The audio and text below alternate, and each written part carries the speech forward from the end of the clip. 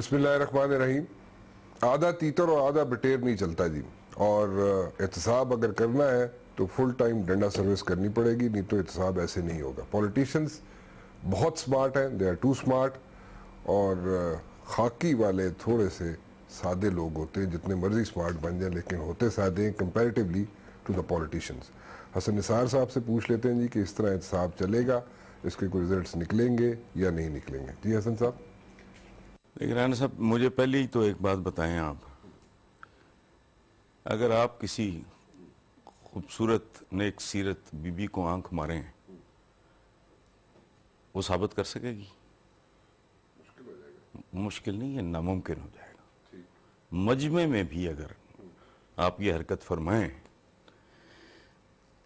اچھا, اب بجائے اس کے کہ آپ مجھ سے کچھ پوچھیں, میں آپ سے ایک سوال پوچھتا ہوں.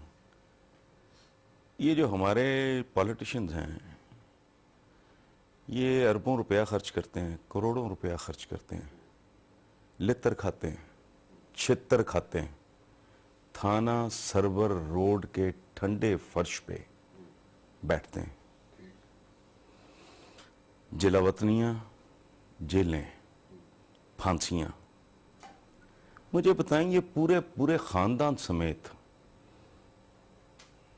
یہ سیاست میں ان کو, یہ مدر ٹریساز ہیں, یہ سارے عبدالستار عیدی ہیں. آپ مجھے اس بات کا جواب دیں وائی؟ چونکہ یہ دنیا کا سب سے زیادہ پیئنگ کاروبار ہے. پاکستان میں سب سے کامیاب صنعت ہے ہی سیاست.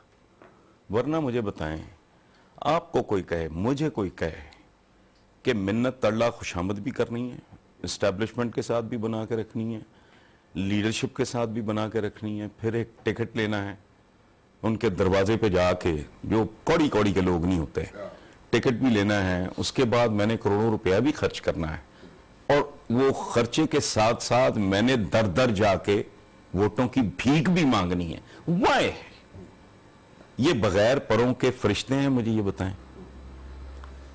یہ بنیادی طور پہ ان کے منہ کو خون لگا ہوتا ہے. مجھے ایک پولیٹیشن نے کہا کہ آپ جانتے ہی نہیں کہ یہ کھیل کیا ہے, اس لیے آپ حیران ہوتے ہیں اور اسی لیے آپ کو دلچسپی نہیں. مین ایٹرز ہیں یہ, ان کے منہ کو انسانی خون لگ چکا ہے. مین ایٹر شکار ہو جاتا ہے, فائنلی مارا جاتا ہے, لیکن جس شیر کے منہ کو خون لگ جائے انسان کا, وہ باز نہیں آتا. اب چلتے ہیں آگے. یہ کیا کرپشن بیسیکلی ہے کیا ماڈرن زمانے میں؟ یہ ہے ایکسیس ٹو کلاسیفائڈ انفارمیشن. ایسی انفارمیشن تک رسائی حاصل ہو آپ کو جو مجھے نہیں ہے. یہ ہے کہانی, یہ ہے واردات. بہت سادہ طریقے سے تاکہ عام آدمی کو سمجھ آ جائے. میں اکنامکس کا اسٹوڈنٹ ہوں, میں اس کی بہت پیچیدگیوں میں بھی جا سکتا ہوں, لیکن عام ویور کو سمجھانے کے لیے مجھے آپ ایک بات بتائیں. اگر مجھے یہ پتا ہے کہ ایئرپورٹ کہاں بننے جا رہا ہے, تو یہ فیصلہ ہی میں نے کرنا ہے. انڈسٹریل اسٹیٹ بننی ہے, کہاں ہونا ہے, یہ اس طرح کا کوئی پروجیکٹ. پھر میں اپنے فرنٹ مین چھوڑ دوں, کتے بلے پالے ہوتے ہیں انہوں نے, پیسے کی کمی نہیں, دھڑا دھڑ اونے پونے زمینیں خرید کے پھر میں حکومت کو بیچ دوں, چونکہ حکومت بھی میں خود ہوں. مجھے بتائیں اس کو کون اس کو ثابت کرے گا؟ اچھا, ایک اور مثال ہے. ہم 7-8 بھائی ہیں, جیسے کہ ایک فیملی کا پس منظر ہے یہ. ہم سارے اسٹیبلشڈ ہیں, مشترکہ کاروبار ہے. اس کے بعد میں, آپ اور ہم سارے 7 یا 8 جتنے بھی بھائی ہیں, ہم علیحدہ علیحدہ ہو جاتے ہیں اور ہم سب گرو کرتے ہیں. نیچرل گروتھ, سب ترقی کر رہے ہیں جس کی رفتار فطری ہے. میں اکیلا, چونکہ اپنے لگ لپیٹوں سمیت میں پولیٹکس میں آ چکا ہوں, میری گروتھ فینومنل ہے جو کسی نے کبھی نہ دیکھی ہے نہ سنی ہے. یعنی سارے خاندان میں مجھے ہی کوئی سرخاب کا پر لگا ہے؟ ہاں لگا ہے. کیا کہ میرے پاس سیاسی عہدے رہے ہیں. اچھا, پھر ایک اور ڈائمنشن ہے اس کا, وہ بہت دلچسپ ہے. یہ قرآن پہ ہاتھ رکھ کے بھی کہہ سکتے ہیں کہ ہم نے کرپشن نہیں کی, چونکہ یہ کنونسڈ ہیں کہ وہ کرپشن ہے ہی نہیں. کیسے؟ میں اور آپ ایک ہی کاروبار کر رہے ہیں، سے اسکریپ کا، میں اسکریپ کا ایک شپ امپورٹ کرتا ہوں، ٹھیک ہے جی، وہی شپ آپ امپورٹ کر رہے ہیں، آپ بینک کو 70%، 80%، 60% دیں گے تو باقی آپ کو آپ کی پراپرٹی وہاں مارگیج ہوئی ہوگی تو ایل سی کھل جائے گی، میری زیرو پہ کھل رہی ہے، ہم اور آپ کمپیٹیٹرز ہیں، ایک ہی کاروبار کر رہے ہیں، میری نیل مارجن پہ ایل سی کھلی ہے، آپ نے 70% بینک کو دیا ہے تو آپ کی ایل سی کھلی ہے، میرا مال آیا ہے جس میں میں نے ڈیوٹی نہیں دی، آپ نے دی اور چھڑوایا، میں نے اپنے بانڈڈ ویئر ہاؤس میں رکھوا لیا، جہاں 2 ٹکے کا ایک بیچارہ کسٹم انسپیکٹر ہے، آپ وزیر خزانہ ہیں، اس کی جرت ہے بولے، آپ مال نکال کے، چونکہ وہ آپ کے پریمیسز میں ہے، وہ بانڈڈ ویئر ہاؤس، آپ اس کا سر یا جو کچھ بھی مجھے نہیں پتا بنا کے آپ بیچ رہے ہیں، اس کے بعد لمبی دہاڑی لگا کے آپ نے ڈیوٹی بھی پے کر دی، اچھا سارا جب وہ سرکل مکمل ہو گیا، بینک کو اس کا مارجن بھی دے دیا، تو میں قرآن پہ ہاتھ رکھ کے کہہ سکتا ہوں کہ میں نے کوئی بے ایمانی نہیں کی۔ ایک سوال ہے میرا سادہ، میاں نواز شریف جب یہاں پڑھی ہیں کتابیں جن میں ان کی کرپشنز کی ڈیفرنٹ سٹوریز ہیں، یا آپ کے پیچھے شیلف میں پڑھی ہیں، ایک کیسز ہی کر دیتے ان پہ، چلیں مجھے صرف ایک سوال کا کوئی جواب دے دے کہ جس سال انہوں نے بطور فائننس منسٹر اپنے مربی اور محسن گورنر جیلانی اور اس کے اوپر پر جنرل ضیاء الحق، یہ چیمپئنز ہیں ڈیموکریسی کے، میں نہیں ہوں، کمال کی بات ہے، جس نے ضیاء الحق کی جیلیں کاٹی ہیں وہ نہیں ہے چیمپئن ڈیموکریسی کا، میں اس پہ لعنت بھیجتا ہوں، یہ ہیں جو پیداواری ان کی ہیں۔ جس سال بطور فائننس منسٹر انہوں نے اپنی ناکام سیاست کا، سب کا ناکام، جب یہ تحریک استقلال وغیرہ میں دھکے کھا رہے تھے، پتہ نہیں کونسلر کا الیکشن آ رہے تھے، یہ وہ جب آغاز کیا، اس سال ان کے خاندان نے کتنا ٹیکس دیا تھا، انکم ٹیکس، فنشڈ، یہ بڑے کھرپتی تھے نا، بہت بڑا خاندان، ایسا ہی ہے، مجھے یہ بتا دیں، آپ پتہ کر لیں، میرا تو رپورٹنگ کا، نیوز روم کا کوئی تجربہ نہیں ہے، میرا بیک گراؤنڈ نہیں ہے رپورٹنگ کا، میں تو یہیں اس میز پہ بیٹھ کے سوچتا اور لکھتا اور پڑھتا، یا اخباریں پڑھنے کے بعد مجھے پتہ لگ جائے، مجھے نہیں پتا، آپ ذرا صرف اتنی انفارمیشن حاصل کر لیں۔ اب چلیں 2 گھرانے میں، ایک منٹ 2 گھرانوں میں مت جائے، تحریک استقلال سے لے کے کونسلر کا الیکشن جو ہارے اس وقت کتنا ٹیکس دیا؟ نہیں، میں کہتا ہوں چھوڑ دیں، جس سال انہوں نے بطور فائننس منسٹر پنجاب کا ٹیک اوور کیا، اس سے گزشتہ، نا جی نا، شروع سے تو بہت ہی پھر اور کہانی ہے نا، وہ تو مزدور دستکار لوگ ہیں، قابل فخر بات ہے، وہ تو برائی نہیں ہے، لیکن بھٹیوں کے آگے بیٹھ کے کام کرنے، پھر برف خانہ، اس کو چھوڑے، جس سال جب یہ اسٹیبلشڈ ہو چکے تھے، ان کے 6، 7، 8 جتنے بھی ماڈل ٹاؤن میں 7 گھر، یہ وہ، جب انہوں نے بطور فائننس منسٹر پنجاب کے کیبنٹ کا حلف اٹھایا، اس سے گزشتہ سال اس خاندان نے کتنا ٹیکس دیا تھا، مجھے اس کا جواب دے دیں آپ، اس سے ایویلیویٹ کر لیں آپ۔ ایک بریک لے لیں، کمپلشن ہے نا، کمپلشن پوری کر لیں گے، ایک بریک لیں گے، اس کے بعد واپس آتے ہیں، ایسے نثار صاحب کی ذرا باتیں سن لیں۔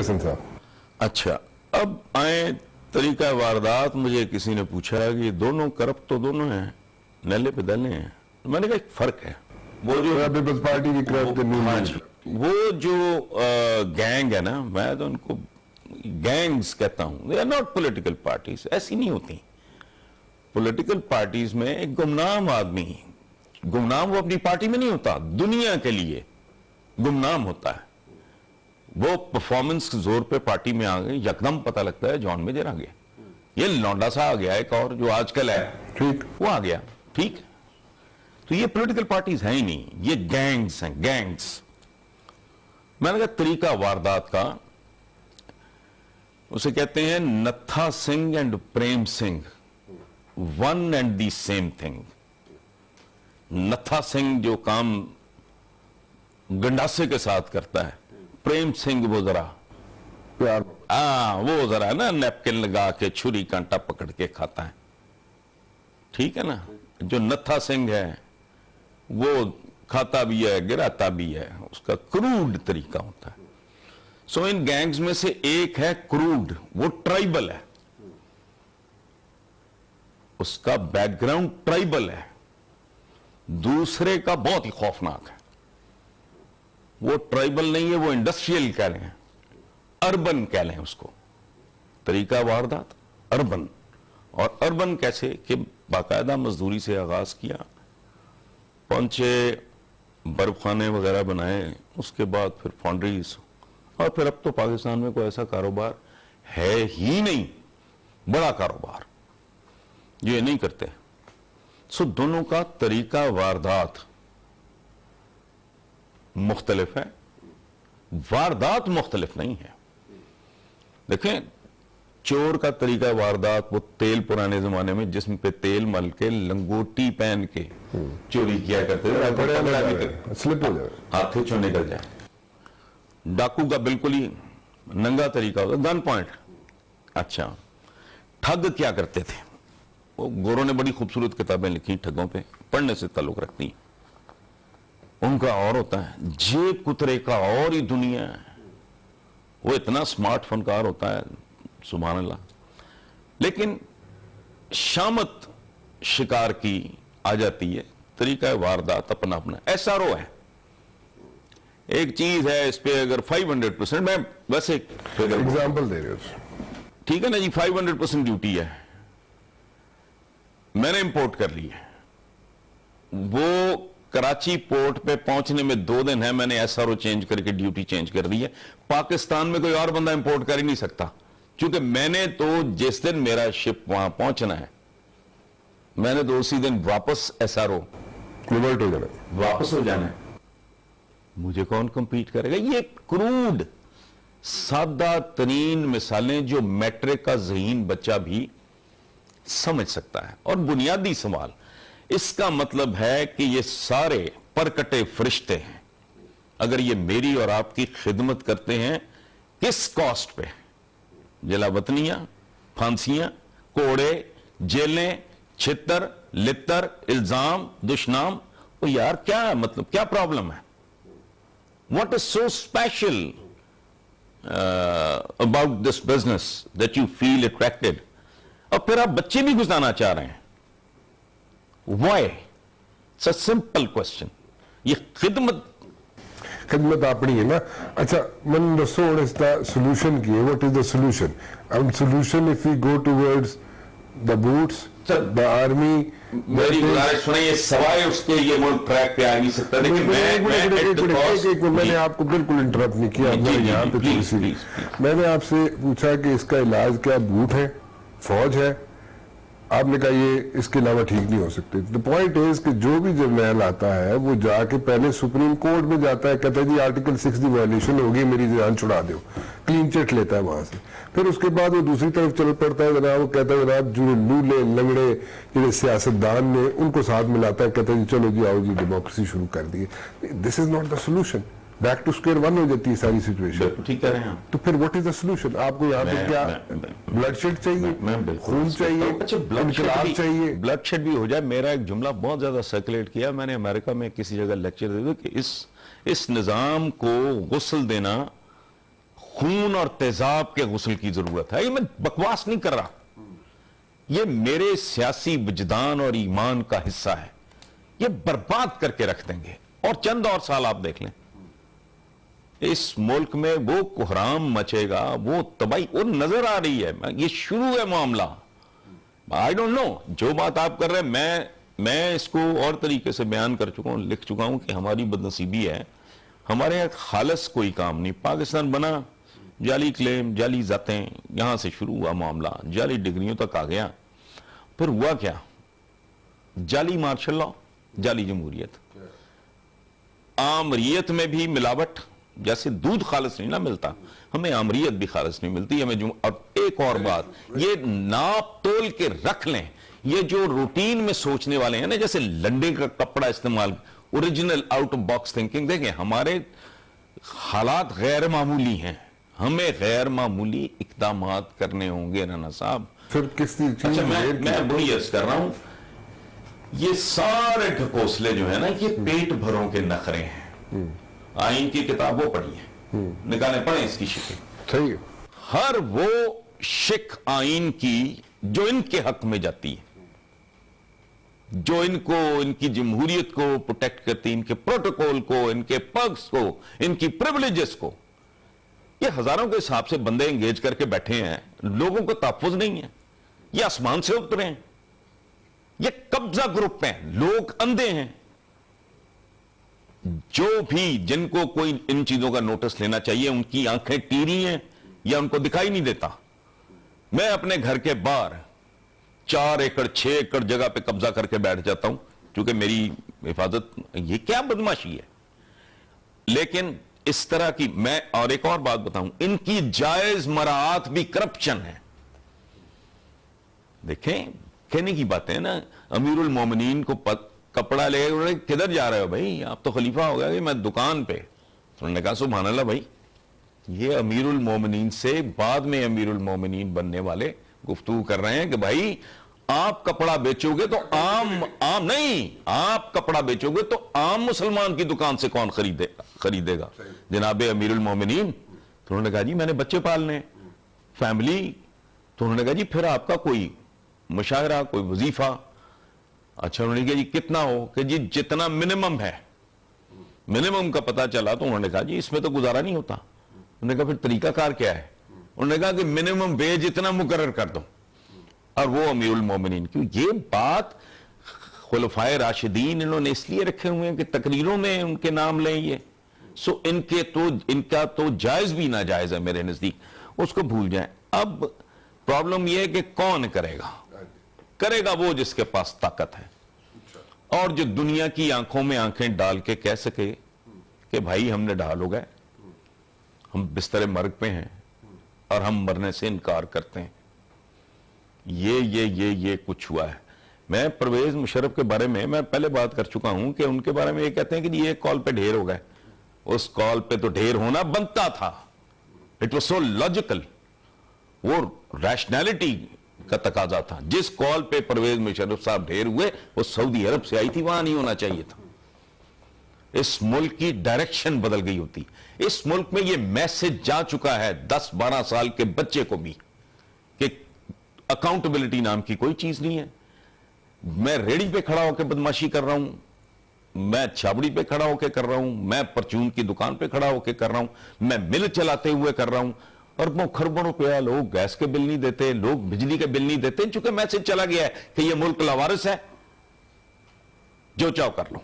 एक और ब्रेक ले लो, फिर let's come to the solution. ठीक है जी, ਤੁਸੀਂ क्या जनाब ये फौज भी इलाज कर सकती है, इसका डंडा ही इलाज कर सकते हैं इसका, लेकिन डंडा लियाने वाला, फिर मेरा क्वेश्चन वही है, विल दैट डंडा जो लेके आएगा वो जाएगा सुप्रीम कोर्ट, वो डंडा जो लेके आएगा वो जाएगा लूले लंगड़े पॉलिटिशियंस के पास दोबारा, या उसको कहना चाहिए जनाब कि मैं आ गया जी 5-10 साल में थी जो तुसी बिल्कुल ठीक करना जे कर लो, मैं इंस्टीट्यूशन बिल्ड करांगा, मैं पाकिस्तान बिल्ड करांगा, उस तो बाद बेशक मैंने फाइल ला देना। एक छोटी सी ब्रेक के बाद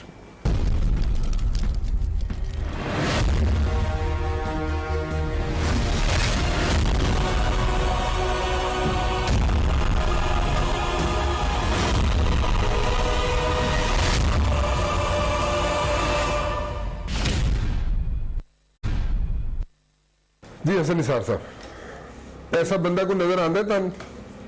देखिए बात सुने, ये तो एक ख्वाब और ख्वाहिश की बात कर रहे हैं हम। मैं तो नहीं जानता, मैं नहीं देखता, मैं सिर्फ ये दयानतदारी से महसूस करता हूं कि इसके अलावा चारा कोई नहीं। ये कहते हैं फौजी इनकलाब, फौजी टेक ओवर है।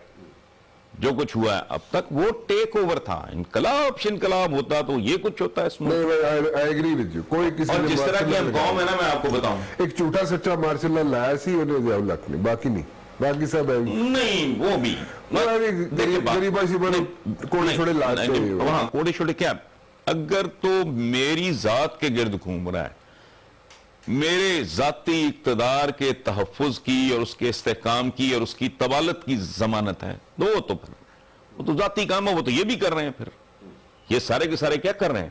ہم تو 2 گھروں کی بات کر رہے ہیں نا. بہت بڑا ایک بارش قسم کا گھرانہ ہے کے پی کے کا.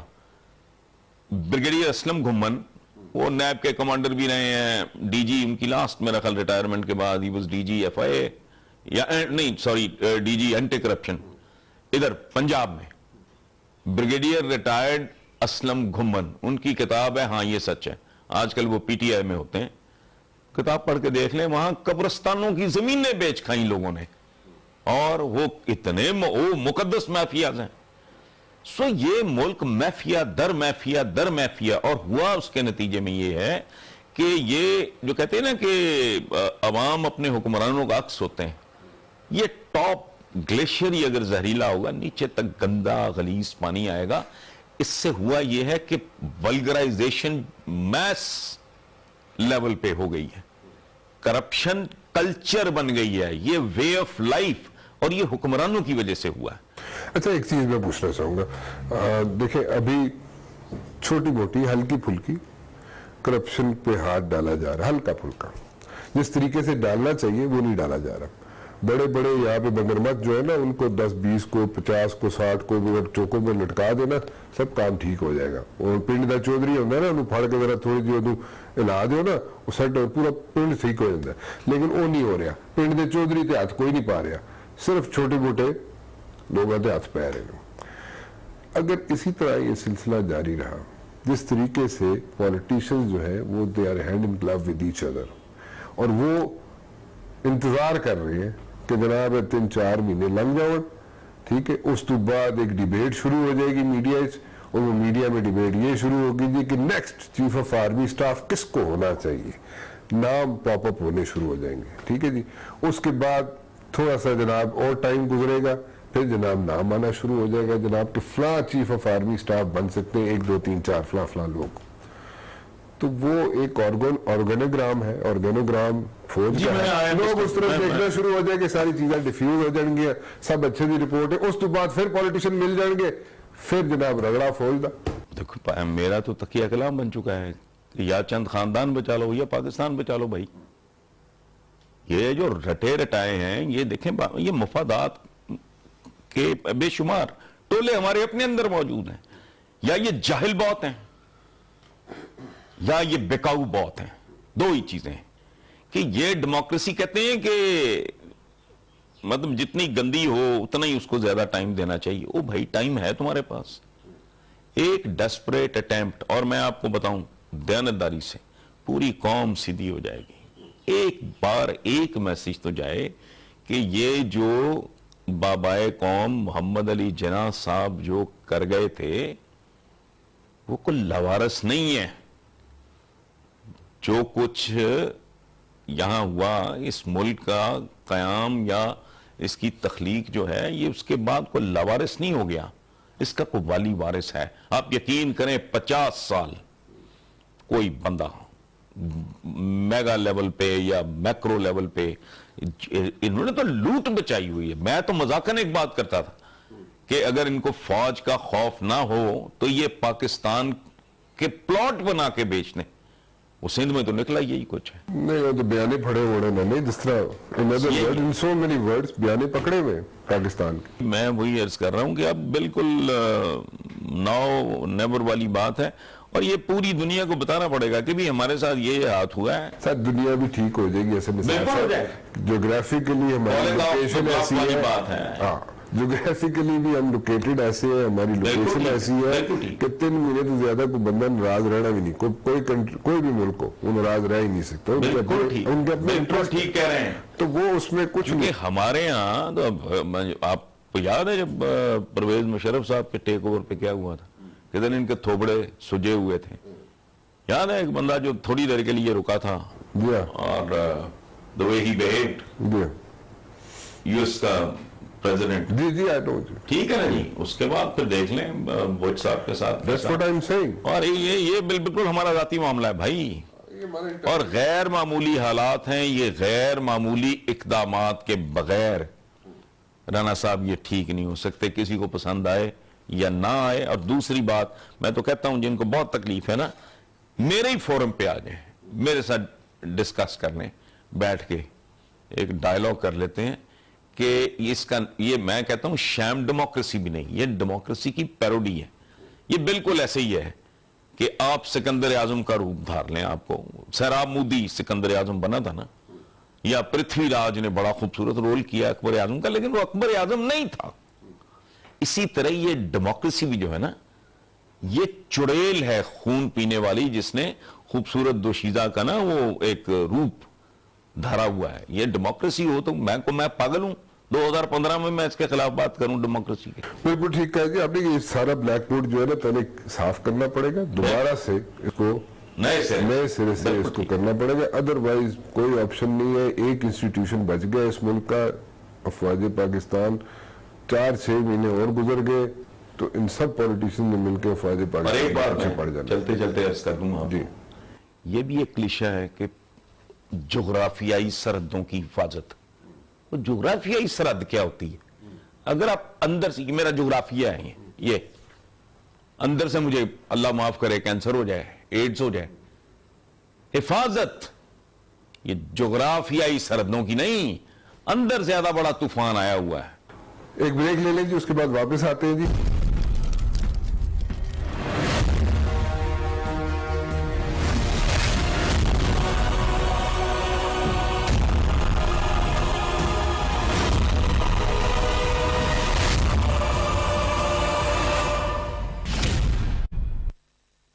اندر سے خطرہ جو ہے وہ ٹپیکل چیز ہے جی, وہ ایک کہتے ہیں اس کو سائیکولوجیکل وارفیئر. اس سائیکولوجیکل وارفیئر میں نا وہ ٹول بناتے ہیں ٹیررسٹ, اور وہ بھی اندر سے بندے چنتے ہیں اس ملک کے اندر سے. ٹینکیں توپیں جہاز نہیں آئیں گی یہاں پہ لڑائی کرنے کے لیے, اندر سے بندے ہیں وہی لڑتے رہیں گے اور وہی ڈیمیج کرتے رہیں گے. سو اس کو ختم کرنے کے لیے دوبارہ سے ساری چیزیں ختم کرنی پڑیں گی, دوبارہ سے ساری چیزیں ایرکٹ کرنی پڑیں گی, دوبارہ سے ریفارم کرنا پڑے گا. سب کچھ ایسے نہیں چلے گا کام. اچھا ایک اور بات ہے, اس پہ غور کرنا چاہیے کہ یا تو اس ملک کے نام سے آپ تب تک اسلامی کا لفظ وہ کیا کر دیں, اس کو سسپینڈ کر دیں, کیا کریں, معطل. اس کی وجہ ہے اسلام کا معیار کیا ہے, دیانتداری کا. اب یہ باتیں بے وقوفانہ احمقانہ لگتی ہیں, لیکن کیا کریں, بچپن سے وہ ایسے انجیکشنز لگے ہیں کہ ہمارے وہ ڈی این اے میں شامل ہیں. کیا معیار ہے حکمران کا؟ عمر بن عبدالعزیز بہت زیادہ لیوش قسم کی زندگی گزارتے تھے, اور انتہا یہ تھی کہ وہ ایسا پرفیوم استعمال کرتے تھے کہ بازار میں سے گزر جانے کے بعد گھنٹوں تک ہر نئے آنے والے کو پتہ لگ جاتا تھا کہ عمر یہاں سے گزر کے گیا ہے. کیا لیول ہوگا؟ جب وہ امیر المومنین بنے تو حالت کیا ہو گئی. دوست گیا ہوا تھا کسی تجارتی قافلے, وہ دیر بعد لوٹتے تھے, سال 8-6 مہینے کے بعد. وہ آیا, ملنے گیا آپ کو, آپ کے گھر دستک دی, انہوں نے دروازہ کھولا تو دوست نے, یہ بالکل ایسی ہے کہ آپ مجھ سے یا میں آپ سے پوچھوں کہ بھی رانا مبشر کدھر ہے, یا آپ کہیں بھی حسن بھائی کدھر ہیں, تو اس نے کہا کہ عمر کہاں ہے. تو حضرت عمر بن عبدالعزیز کو چند ماہ ہوئے تھے ٹیک اوور کیے. انہوں نے کہا میں ہوں, پہچانا نہیں. تو اس نے کہا ستیانت تیرے ساتھ ہوا, تیرے ہونٹوں پہ پپڑیاں ہیں, تیری چربی ڈھل گئی ساری, تیرا چہرہ بگڑ گیا, تیرا رنگ تبدیل ہو گیا. انہوں نے کہا میرے پہ بوجھ ہی ایسا پڑا, ان کے 3 مرلے کا منہ 5 مرلے کا ہو جاتا ہے, ان کے دانت ہی اندر نہیں جاتے. ڈفرنس لیول کیا تھا پھر کہ بات ہو رہی تھی سرکاری امور پہ, گفتگو چل رہی تھی, لوگ بیٹھے جو وہ سارے معاملات سرکاری وہ ڈسکس کر چکے. تو کسی نے کہا کہ عمر اور فیملی بچے عرب جیسے حال پوچھتے ہیں, جانور مال مویشی تمہارا سارا. انہوں نے پھوک ماری, چراغ بجھا دیا. تو ان میں سے حاضرین میں سے کسی نے پوچھا کہ عمر یہ کیا کیا ہے؟ انہوں نے کہا یہ مسلمانوں کا تیل اس میں جل رہا ہے, بیت المال کا تیل اس چراغ میں جل رہا ہے, اور گفتگو ذاتی شروع ہو گئی ہے. اب یہ ہزاروں بندے انہوں نے انگیج کیے ہوئے کھبے پاڑ رہے ہیں, پارٹیاں کر رہے ہیں, میگا پروجیکٹوں کو حیا کرو یار, خدا کا خوف کرو. بچے گداگروں کی طرح گلیوں میں پھر رہے ہیں, ہاسپٹل میں بیڈ شیٹس نہیں ہیں, اور جو ہیں ان کے اوپر خون کے دھبے ہیں, گولی وہاں ملتی نہیں, سکول تمہارے ویران ہیں, ملاوٹ تم سے کنٹرول نہیں ہوتی, جعلی دوائیں تم کنٹرول نہیں کر پا رہے, کتوں کا گدوں کا گوشت بک رہا ہے مارکیٹ میں, وہ تم سے ہینڈل نہیں ہو رہا. بھیگا میرے پروگرام میں کوٹ ہوا ہے, پڑھی ہے آفس میں ای میل, کسی بندے نے کہا کہ آپ کے ملک میں پاکستانی, لیکن پتہ نہیں جاپان سے موسٹ پروبلی تھی وہ ای میل, اس نے کہا تم کیسے لوگ ہو پاکستانی, اس نے کہا تم لوگ کیسے ہو, تمہارے ملک میں میٹرو بالکل ایسے ہی لگتی ہے جیسے کوئی اپنی ماں کو گروی رکھ کے خوبصورت دلہن لے آئے. تو میں نے ان صاحب کو جواب دیا کہ باقی ساری بات آپ کی ٹھیک ہے, دلہن خوبصورت نہیں ہے, وہ بھی بدصورت ہے. اور دلہن نے بھی تو گٹیاں گھوڑے پانی پہ گیا. جی بالکل, وہ بھی خوشخبری میں نے سن لی ہے. اچھا, ہیویلی سبسڈائزڈ. میں نے ایک دفعہ ورک آؤٹ کیا تھا کہ 70 ارب روپے میں کتنی موٹر سائیکلیں آتی, کتنا بندہ ٹریول کرتا ہے ڈیلی, اس کا جو جتنا آپ نے سبسڈائز کیا ہے وہ ان کو کوپنز وغیرہ دے دیں پیٹرول ڈلوانے کے لیے, اور 70 ارب روپے کی 50 سی سی موٹر سائیکلز امپورٹ کر لیں. تو جتنا بندہ روز ٹریول کر رہا ہے نا, اس سے دگنا تگنا آدمی اگر دیانتداری سے امپورٹ کریں. اگر 50 سی سی ہونڈاز بھی یہ لے آئیں F-16 کے بھاؤ, تو پھر تو میں نہیں کہہ سکتا, لیکن میں ورک آؤٹ کر دیتا ہوں چلو کہ 70 ارب میں شہر کو جو انہوں نے بج لگائی ہے, اس کی شکل بگاڑی ہے, اس کا نقشہ برباد کیا ہے, اس سے بھی بچ جاتے ہیں.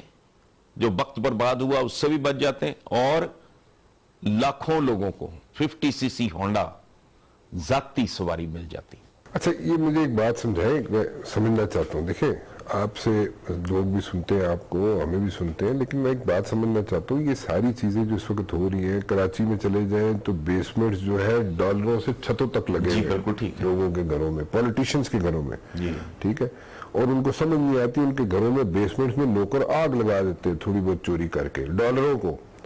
ٹھیک ہے, اور وہ نوکر مارے بھی جاتے یہ ہیں. میرے لیے ٹھیک ہے, یہ میرے لیے نئی بات ہے. وہ ایک لمبا قصہ میں پھر سنا رہا ہوں کہ تھے وقت کاٹے, اور وہ ڈالر پڑے ہوئے ہیں, لوگ یہاں سے 7 ارب روپیہ ڈالتے ہیں ایک کشتی میں, ایک پولیٹیشین کی کشتی میں جاتا ہے, اور اس کو جناب آگے بتاتا ہے اس کا جناب چاہیے کہ جناب وہ 7 ارب روپیہ آپ کی کشتی میں ڈال کے ہم نے بھیج دیا.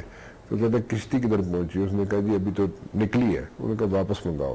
کس کس کے پیسے؟ اس نے کہا جی فلاں فلاں فلاں کے پیسے. یہ بیروکریٹس کی بات ہے. بیروکریٹس نے کہا جی اس کے پیسے, اور ایک بیروکریٹ ہی بتا رہا ہے جا کے. اور یہ وہ لوگ ہیں جو کسی نہ کسی طریقے سے بینیفیشریز ہیں, اس نظام کے بینیفیشری ہیں. ٹھیک ہے, ان کو تمغے مل جاتے ہیں, ان کو پلاٹ یا جو جیسے بھی وہ ہیرا پھیری کرتے ہیں, مجھے تو اس کا کوئی اندازہ بھی سچی بات ہے نہیں ہے. مجھے ایک بات بتائیں کہ ہول سیل پہ رکھے ہوئے یہ سب کچھ غیر آئینی ہے, یہ سب کچھ غیر قانونی ہے, یا رینجرز اپنی حدود سے تجاوز کر رہا ہے, یہی ہے نا. تو میں پوچھتا ہوں کہ جو کچھ تم کر رہے ہو اور سرے عام اور ننگا کر رہے ہو, وہ آئینی ہے نہیں ہے, وہ قانونی ہے نہیں ہے, اور کیا تم اپنی حدود سے تجاوز نہیں کر رہے؟ تمہیں کس نے NOC دیا ہے یہ لوٹ مار کرنے کا؟ اب میں آپ کو بتاتا ہوں, یہ ایلیویٹڈ, یہ جو پتہ نہیں ایکسپریس کیا بنانے, میں نے اس کے خلاف لکھا تو مجھے لوگوں نے, یہ مائنڈ سیٹ ہو گیا ہمارا, یار تم تو اپنے ساتھ بھی دشمنی کر رہا ہے. میں نے کہا جی کیوں؟ کہ انہوں نے کہا یو گاٹ اچھی ادھر پراپرٹی, تمہارے تو نیکسٹ ڈور ہو رہا ہے یہ پراپرٹی کی اثر نثار تو پاگل ہو گئے. یہ تو میں نے کہا یار میں صرف, اچھا اب تازہ ترین سن لیں, جس سڑک سے آپ ہو کے آئے یہ اچھی خاصی سڑک تھی, اس کو پتہ نہیں 1-1 فٹ کھودا گیا ہے, اس کو نئے سرے سے بنایا جا رہا ہے. گاؤں میں پنڈاں چ جا کے دیکھو خاک اڑتی ہے. یہ پچھلے دنوں میں اخبار کی خبر آپ کو بتا رہا ہوں کہ دیہی آبادی کا 99%، 95 نہیں، دیہی آبادی کا 99% گندگی کے ڈھیروں پہ رہ رہا ہے. اور دیہی آبادی آپ کی کتنی ہے؟ میرا خیال ہے 60% تو کم از کم ہوگی. اچھا، اگر آپ بڑے شہروں کے سلمز بھی ڈال لیں تو میرا خیال ہے یہ 70 سے اوپر جائے گی. جس ملک کی 70% آبادی گٹر کے کیڑوں کی مانند ہے، گندگی کے ڈھیروں پہ پل رہی ہے، آپ وہاں کیا کر رہے ہو؟ بہت شکریہ، تھینک یو ویری مچ. میرے خیال میں آئی ہیو نتھنگ ٹو سے جی، سب کچھ کہہ دیا. حسن صاحب نے بھی جو میں کہنا چاہتا تھا میں نے بھی کہہ دیا. فی الحال رانا مبشر کو اجازت دیجیے. اللہ حافظ.